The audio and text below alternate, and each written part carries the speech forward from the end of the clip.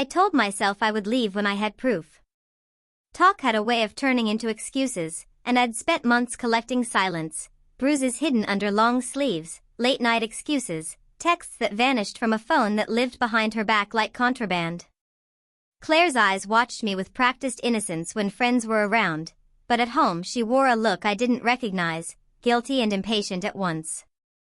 The suspicion had become a constant hum in my chest, so one humid Thursday night I stopped pretending to be a passive husband and decided to be precise. I would catch them, or I would stop wasting the energy on a ghost of a marriage.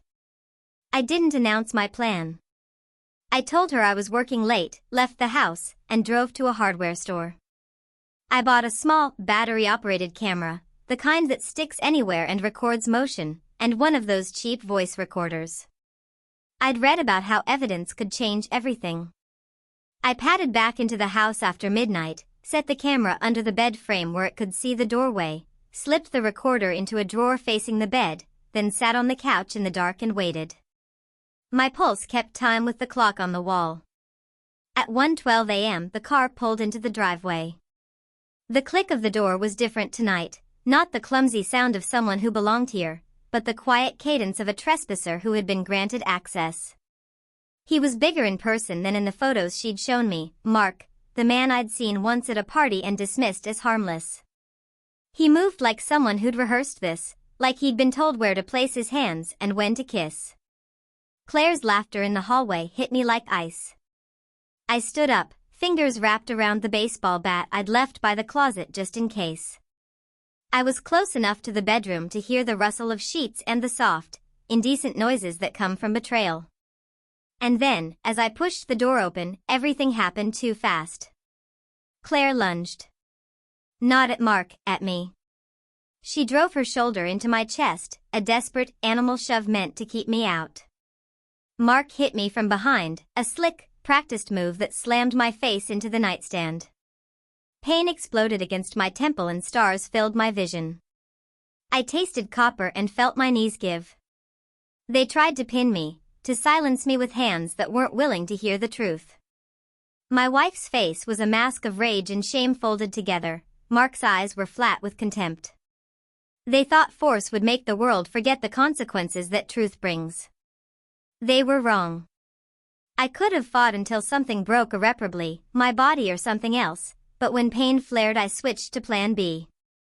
I reached blindly for the recorder in the drawer, flicked it on with my thumb, and let it capture every grunt, every swear, every shut-up uttered in the room. I dragged myself back onto my feet, palms bloodied, heartbeat jackhammering, and stumbled down the hall where my phone sat charging. With shaking hands I dialed 911 and spoke in a voice thinner than I felt. My name is Daniel Reed. I'm at 14, Ashford Drive. My wife and a man are assaulting me. The operator's calm orders were a lifeline. Stay on the line, move to a safe room if you can, do not engage. I did exactly that. I locked myself in the guest bathroom and bolted the door with a towel under it to muffle the sound. Behind the plaster and tile, the house roared.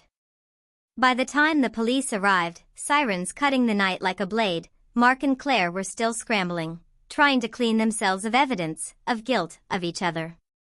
I opened the door myself, swollen face and shirt torn, and let the blue lights paint the hallway. They cuffed him quickly, he cursed and pushed, the bravado suddenly gone. They cuffed her next, too, quieter, like guilt is a weight that makes your limbs heavy. I handed over the recorder and the camera. I pressed charges, assault, breaking and entering. He had a key he should never have had, and a separate complaint for the ongoing affair that had crossed into abuse. The officer's expression when I said I wanted them arrested was a mix of respect and apprehension. He'd seen 1,000 marital fights, but he'd never seen someone phone him with calm composure after being struck by the people who should have protected him. The prosecutor's office liked the word evidence. We had audio of the assault, my gasps, her orders, his threats. We had the camera footage showing the man's key slip into the lock and the timeline that proved Mark had been at my house without invitation. We had the 911 call, time-stamped, and the hospital photos of my bruises and a doctor's note documenting a concussion. The defense tried the usual moves, claims of provocation, a narrative that I had somehow instigated. They painted me as the angry husband who'd sprung a trap. I let them. My attorney told me to remain incontrovertibly factual. Emotion in court is a solvent, it eats away at credibility. So I spoke like a machine, dates, times, exhibits. The judge listened. The jury watched the videos in silence, faces draining of color as the pieces fit together. Claire's voice in court was small. Mark's swagger had evaporated under cross-examination, his lies tangled and choked him. The recorded audio was the turning point. You can argue motive, but you cannot unhear someone hitting another person and ordering them to be quiet. The physician's notes corroborated my version of events. Neighbors who testified had seen Mark's car, had heard shouting. One neighbor, an old man who kept his blinds perpetually open, said he'd heard the sound of something heavy hitting wood and then a woman's voice that sounded scared. The defense's final gambit was an offer: drop the charges if I agreed to a settlement. I thought about the swollen purple imprint around my eye, about the way my wife's hand had curled into a fist at my jaw. There was no settlement. There was accountability. They were convicted. Not of a life sentence, but enough months behind bars, probation, mandatory anger management for him, counseling for her, restitution for medical expenses. The judge's words at sentencing landed like a bell: physical assault within a marriage is a crime, and it will be punished. The moment the gavel fell, every muscle in my body unclenched. It was not triumph so much as a release, a legal exhale that made space for something quieter, a possibility of healing. We divorced quickly after.